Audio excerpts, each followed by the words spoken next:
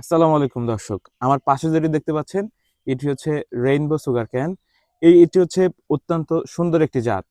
এটিকে আপনি একটু লক্ষ্য করলে দেখতে পারবেন যে এর আখের গায়ে বিভিন্ন রং হলদে, বেগুনি, লালচে রংধনু যে রং আছে এটার মধ্যে বিদ্যমান।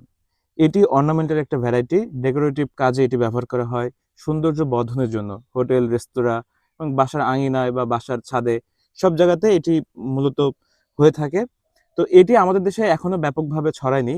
খুব অল্প কয়েকজন মানুষ এটি নিয়ে কাজ করছেন এবং এটির সৌন্দর্য বর্ধনের জন্য অনেকেই রোপণ করে থাকছেন।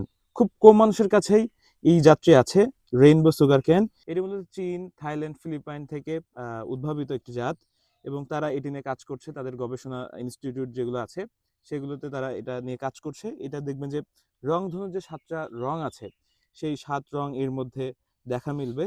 এটি মূলত রস হিসেবেও খাওয়া যায়। বেসিক্যালি এটি মূলত সৌন্দর্য বর্ধনের জন্য আমাদের দেশে এখন পর্যন্ত খুব কম মানুষের কাছেই পাবেন আপনি এবং এখানে আপনি সংগ্রহ করতে পারেন এইগুলো।